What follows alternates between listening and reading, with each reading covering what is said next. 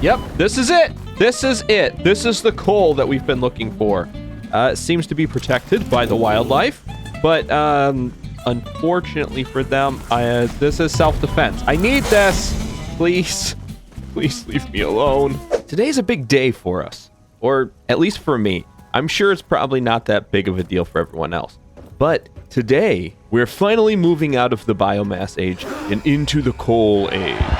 My plans for today, as I launch this pod and collect my reward, which is an alternative energy source. I'm just tired of babysitting my power because I want to be able to think about the production line. And I've got so much on the line right now, I'm constantly making more biomass and more biofuel.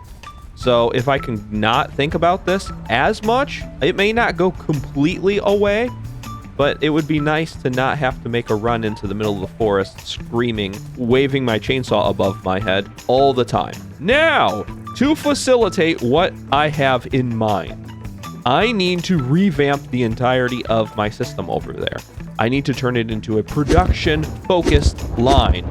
To do that, most of my building is taken up by smelter, but I can smelt all of the ingots right here, right next to all of the miners. So what I've done is I have gotten all of these outposts ready to rock. They're all going to smelt all of my materials, and then I will actually send over the ingots. That way I can rework the interiors of the building to mainly focus on production.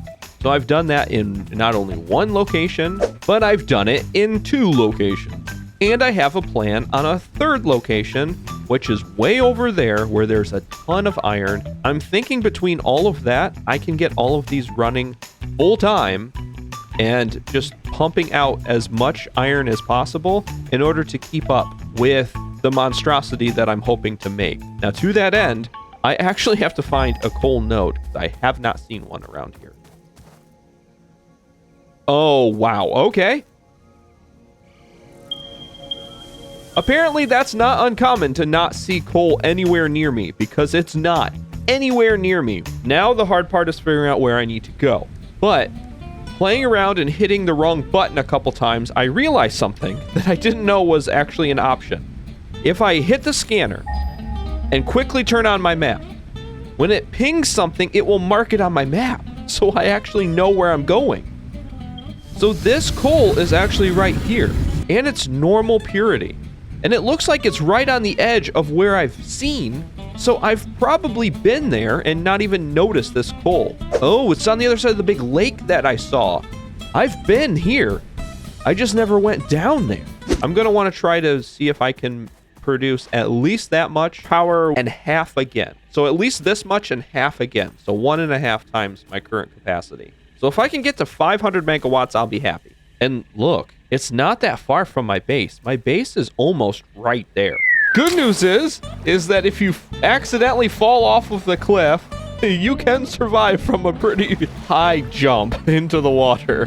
Oh, I found myself a shortcut. Yep, this is it. This is it. This is the coal that we've been looking for. It seems to be protected by the wildlife, but unfortunately for them, this is self-defense. I need this. Please. Please leave me alone. So I found 4 coal nodes, one of which is actually covered by this giant rock. I don't know if I'm going to be able to build on it. I'm going to see if I can, because it's normal coal, and I would love to have it. Probably a pretty good spot, actually. Now, the one thing I need to do is I need to set up my little coal production plant, probably right here.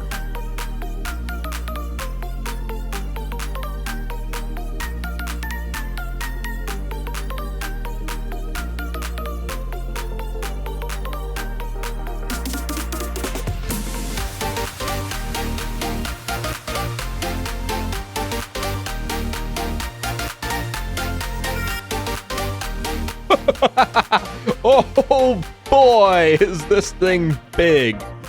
Wow. Okay. Well, at least now I know how much room it's going to take up, and I know about what I'm going to have to produce in order to get it. And the good news is I'm making that stuff.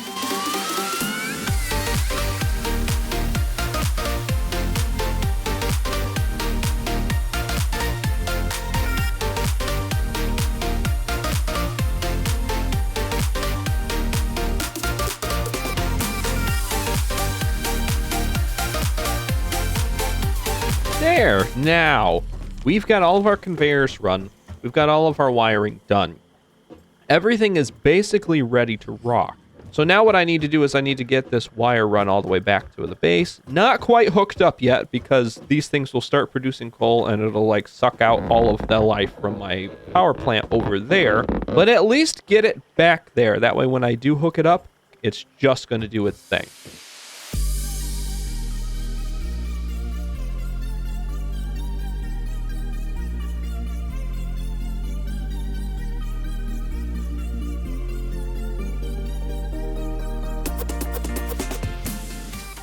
We've officially made it back. So now all I really have to do is connect that one to that one and delete this one because this one's just a placeholder. Now the hard part is to figure out how much of this rolled copper sheeting I need, how many rotors I'm going to need, and how many of the reinforced iron plates I'm going to need. Which I think the answer is as many as I can get my hands on. Well, the part that I know what I'm doing is done. I've created all of the coal generators and I've got all of the conveyors hooked up to it. Now it's time to figure out the part I have no clue about, which is how water is going to work. Oh, we have our first massive pump. So, how much water can you make? Max flow rate, 600? So if I move it, does it change it? Still not great. So, because I know I need 50. This could actually pump out enough water to feed 12 different plants. But at the current 120, it's not even gonna be close. It's a real mess. But I think we actually have our system pretty much ready to rock. At least 4 of them.